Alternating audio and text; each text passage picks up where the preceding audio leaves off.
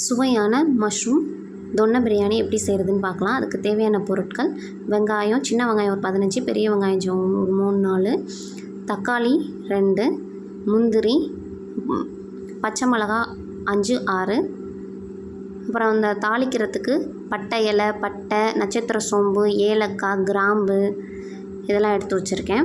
அப்புறம் இஞ்சி பூண்டு பேஸ்ட்டு எடுத்து வச்சுருக்கேன். இந்த முந்திரியை மட்டும் மாதிரி பொடிச்சு தனியாக எடுத்து வச்சுக்கோங்க. தயிரும் தேவைப்படும். இப்போது ஒரு மிக்ஸி ஜாரில் சின்ன வெங்காயம் ஒரு 15 போல், ஒரு கைப்பிடி கொத்தமல்லி, ஒரு கைப்பிடி புதினா சேர்த்துக்கலாம். சேர்த்துட்டு அந்த இஞ்சி பூண்டு பேஸ்ட் இருக்குது இல்லையா, அது தனியாக ரெடி பண்ணாமல் இதோட சேர்த்து நம்ம ரெடி பண்ணிக்கலாம். அந்த இஞ்சி பூண்டு உரிச்சு வச்சுருக்கிறது அதையும் சேர்த்துக்கலாம். பச்சை மிளகா 6 போல். நான் 1.5 கப் அரிசி எடுத்துருக்கனால நான் 6 சேர்த்துருக்கேன். நீங்கள் 1 கப் அரிசி எடுக்கிறீங்க அப்படின்னா 4 சேர்த்துக்கோங்க, கரெக்டாக இருக்கும். இஞ்சி பூண்டு 2ஐயும் பொடிச்சு இதை சேர்த்துட்டு இது நைஸாக அரைச்சி தனியாக எடுத்து வச்சுக்கலாம். இதுக்கு முன்னாடி இதை செய்கிறதுக்கு முன்னாடி நீங்கள் அரிசியை ஊற போடணும். இதில் நான் 1.5 கப் அரிசி எடுத்திருக்கேன். 1.5 கப் அரிசி எடுத்து அரை மணி நேரம் போல் ஊற வச்சுருக்கேன். செய்கிறதுக்கு அரை மணி நேரம் போல் ஊற வச்சிடணும். பேஸ்ட் எடுத்து ரெடி பண்ணியாச்சு. இதை தனியாக வச்சிடலாம். இப்போ ஒரு குக்கரில்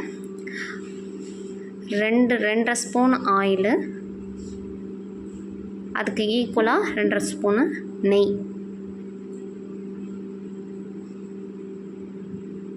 நெய் சேர்த்துட்டு அதில் நம்ம தாளிக்க வச்சுருந்தோம் இல்லையா, பட்டை இலை, பட்டை, கிராம்பு, ஏலக்காய், நட்சத்திர சோம்பு அதெல்லாம் செட்டாக நான் எடுத்து வச்சு உங்கள்கிட்ட காட்டினேன். கிராம்பு 3, ஏலக்காய் 3, பட்டை இலை சின்ன துண்டாக போடுங்க, ரொம்ப இருந்தால் இடையில கடிக்கும் போது நல்லாயிருக்கும். அது கல்பாசியும் சேர்த்துக்கலாம். கல்பாசியும் சேர்த்துட்டு லைட்டாக கிளறி விட்டுட்டு ஒரு அரை டீஸ்பூன் போல் சோம்பு, அரை டீஸ்பூன் போல் ஜீரகம் சேர்த்துட்டு லைட்டாக கிளறி விட்டுக்கோங்க. கிளறி விட்டதுக்கு அப்புறம் நம்ம 4 பெரிய வெங்காயம், சின்னதாக இருந்துச்சுன்னா பெரிய வெங்காயம் 4 தேவைப்படும், பெருசாக இருந்துச்சுன்னா 2 போல் போதும். இந்த அளவுக்கு அளவு மட்டும் பார்த்துக்கோங்க. இந்த அளவுக்கு நம்ம குக்கரில் சேர்த்துட்டு கண்ணாடி போல் வர்ற வரைக்கும் நம்ம அதை விட்டுறலாம்.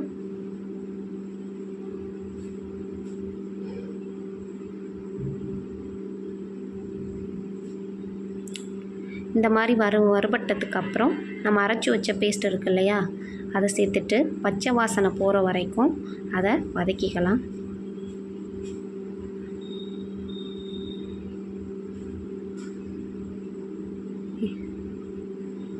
ஒரு 5 நிமிஷம் போல் இதே மாதிரி நல்லா வதக்கிட்டு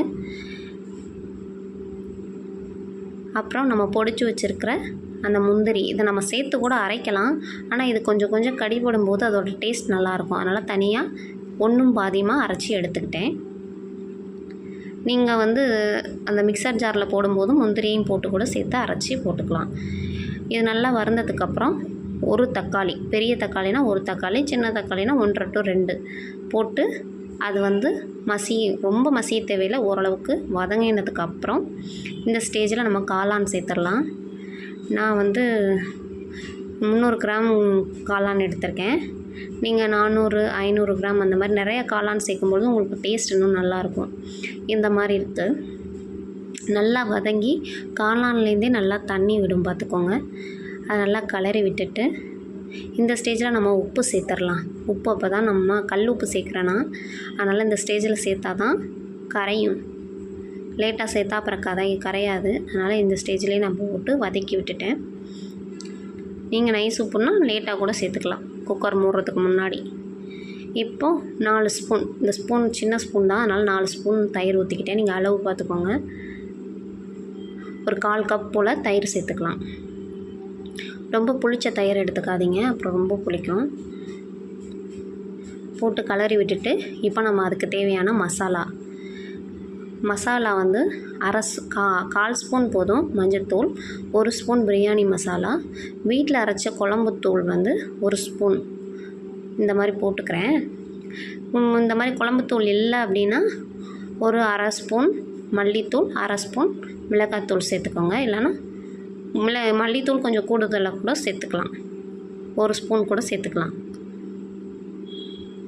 வதக்கி விட்டுட்டு இந்த ஸ்டேஜில் நம்ம அரிசியை வடித்து சேர்த்துக்கிறோம். சேர்த்துட்டு 1 கப் அரிசிக்கு, நான் வீட்டு அரிசியில் செய்கிறனால 1 கப் அரிசிக்கு 2 கப்பு தண்ணி ஊற்றுவேன். நீங்கள் பிரியாணி ரைஸில் செய்கிறீங்கன்னா 1 கப் அரிசிக்கு 1.5 கப்பு தண்ணி கரெக்டாக இருக்கும். நான் அதில் அரிசிக்கு தண்ணி சேர்த்துட்டேன். 1.5 கப்புனால நான் 3 கப் தண்ணி ஆட் பண்ணிட்டேன். ஆட் பண்ணிவிட்டு இப்போ இந்த ஸ்டேஜில் நம்ம உப்பு சரி பார்க்கணும். உப்பு கொஞ்சம் கரிக்கிற மாதிரி இருந்தால் தான் கரெக்டாக இருக்கும். அதை செக் பண்ணிவிட்டு குக்கர் மூடி போட்டு விசில் போடலாம். 2 விசில் மிதமான சூட்டில். அப்புறம் அந்த தம்லேயே இருந்ததுக்கப்புறம் அந்த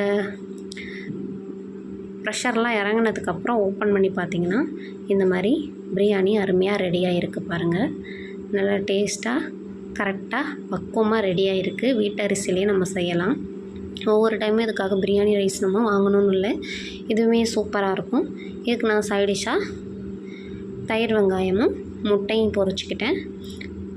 டேஸ்ட் பண்ணிவிட்டு கமெண்ட் பண்ணுங்கள். Thanks for